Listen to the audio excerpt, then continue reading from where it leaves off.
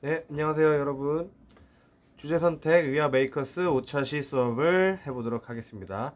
여러분들이 저번 시간 4차 시 수업에서는 발명이란 무엇인가, 그다음에 발명과 발견의 차이, 그리고 뭐 창의력을 좀 더 향상시키기 위한 생각을 많이 하기 위한 그런 훈련, 이런 것들을 간단하게 해봤는데요.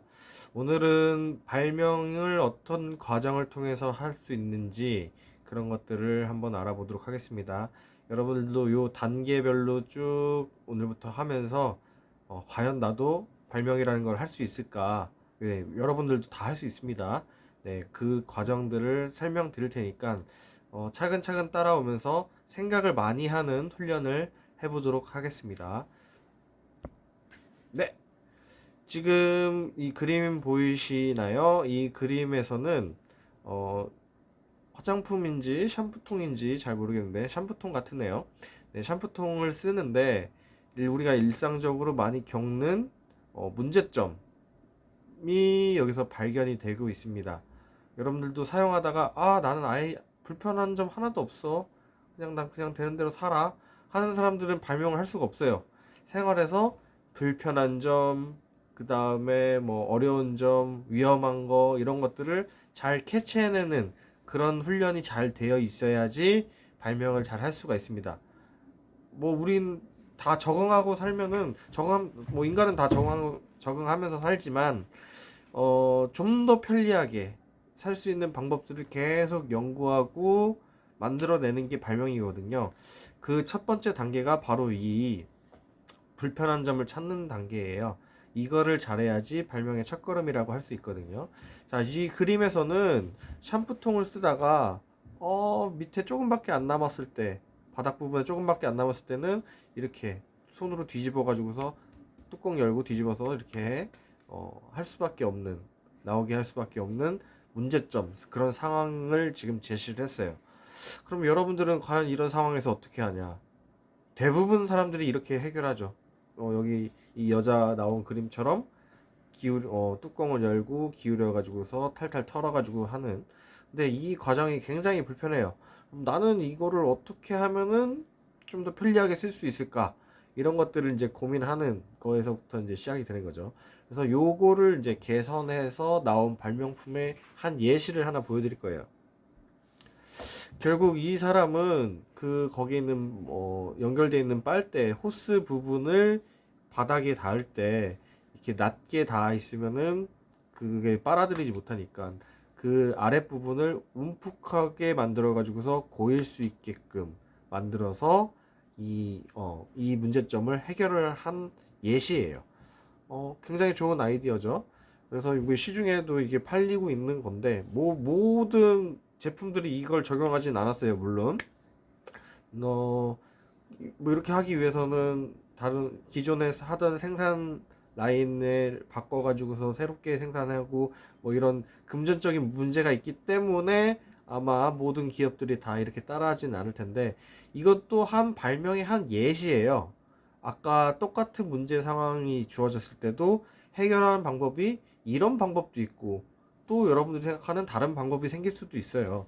네, 네, 그렇기 때문에 한 예시니까 이게 정답이다 이런 건 없으니까 여러분들이 어 그냥 한 예시로서 봐주셨으면 좋겠습니다. 그림을 좀 더 확대해서 보면 네 이런 거죠. 네 왼쪽에 있는 그림과 같이 이게 실제 제품이 나온 거네요. 네 그림과 같이 아주 조금 소량만 남았을 때도 그 호스 부분이 바닥까지 닿아서 이렇게 모든 거를 빨아들일 수 있는 형태로 만든 예시. 네, 이런 식으로 해가지고서 여러분들이 이제 발명의 한 예시를 봤습니다. 그럼 과연 나도 이렇게 기발한 좋은 이런 아이디어를 낼 수 있을까? 이런 발명품을 만들 수 있을까? 하는 고민을 하게 되겠죠. 네, 여러분들도 할 수 있습니다. 뭐이 발명의 단계를 차근차근 따라가면서 여러분들도 한번 생각해보는 시간을 가져보도록 해요. 네, 발명의 단계는 뭐 이거보다 더 세분할 수도 있고 더 압축할 수도 있지만 선생님이 이렇게 압축을 해왔어요.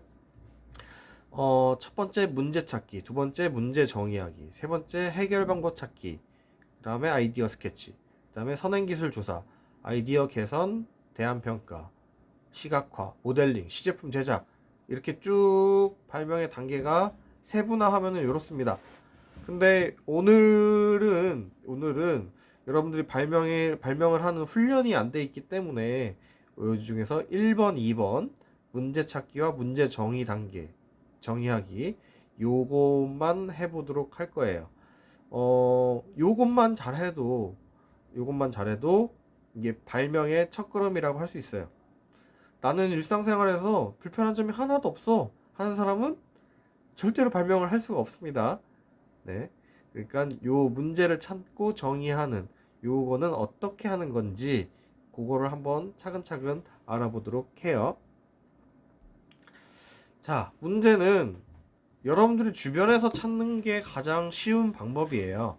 여러분들 주변에서 우리가 일상생활을 하면서 불편한 점, 그리고 위험했던 순간, 아니면 진짜로 다쳤던 때, 아니면은 복잡한 문제 상황을 겪었을 때, 뭐 이런 것들을 여러분들이 일상의 물건, 이런 상황을 통해서 찾아보는 거예요.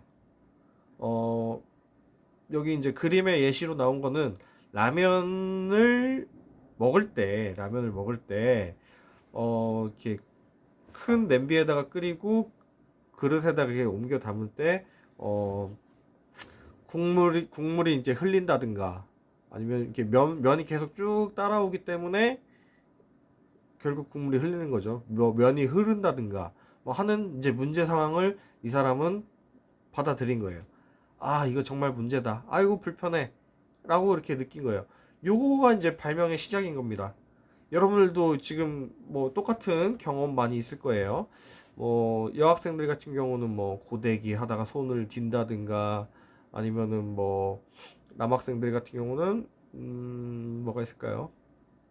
뭐 남학생들 예를 들지 말고 뭐 왼손잡이인 학생들은 이 세상에 많은 것들이 오른손잡이 위주로 만들어졌는데 왼손으로 쓰려다 보니까 좀 불편한 점. 그다음에 선생님같이 안경 쓰는 사람들은 뭐 또 불편한 점. 근데 불편한 점이 굉장히 많은데 이걸 어떤 특정 상황, 특정 물건에 한정해서 생각해 보는 거예요. 좀 좁혀야겠죠. 그 문제를 찾고 그걸 좁히는 게 이제 문제를 정의하는 겁니다. 그래서 나는 어떤 문제점이 있는 물건이 있는데 이거를 이거에 어떤 걸 해결하고 싶다.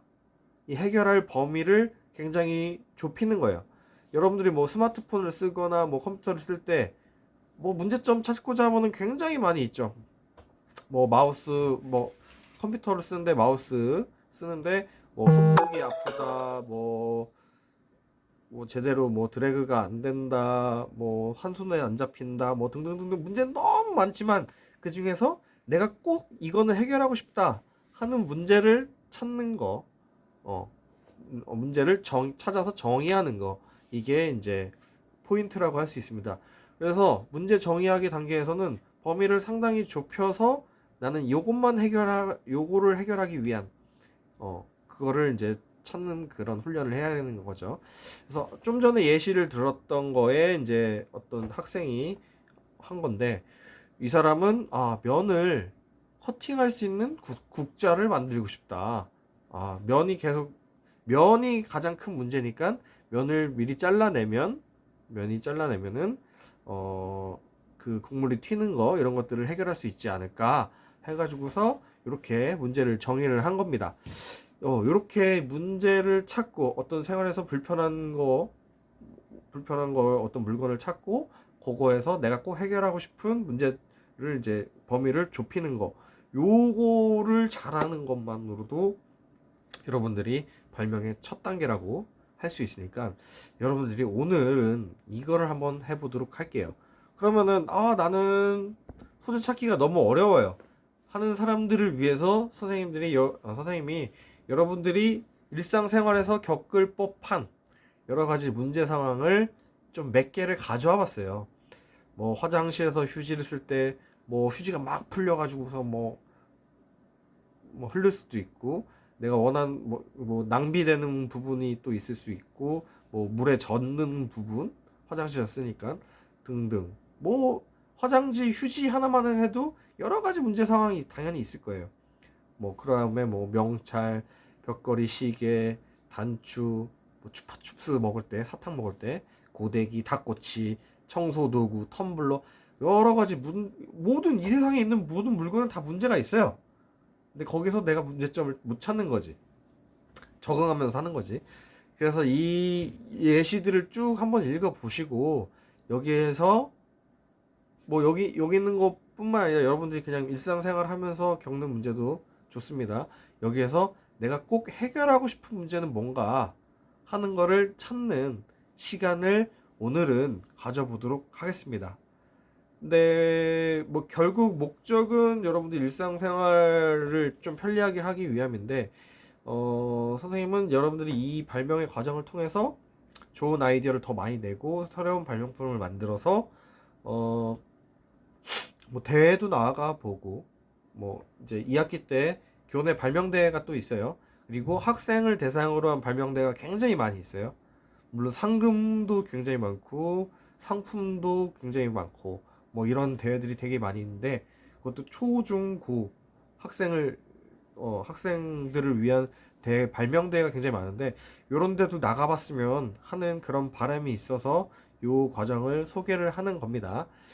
요거를 보면서 오늘은 그 선생님이 그 구글 설문지 형성평가에다가 자세히 써줄 건데 오늘은 문제 있는 물건을 찾고 그 다음에 그거에서 해결하기 위한 문제점을 좁히는 해결하기 싶은 문제점을 좁히는 그런 훈련을 하는 걸로 오늘의 수업을 마무리하도록 하겠습니다. 오늘 수업은 여기까지 할게요. 이게 이제 단계별로 오늘부터 이제 매주 동안 단계별로 해가지고서 축축축축 네, 발명의 단계로 나갈 겁니다. 물론 여러분들과 대면하고 하면은 더 좋겠지만 아직은 이제 볼 수 없기 때문에 이렇게 이론으로만 거의 이론으로만 할 수 있는 거를 좀 양해해 주시고요. 우리 다음 시간에 만나도록 해요.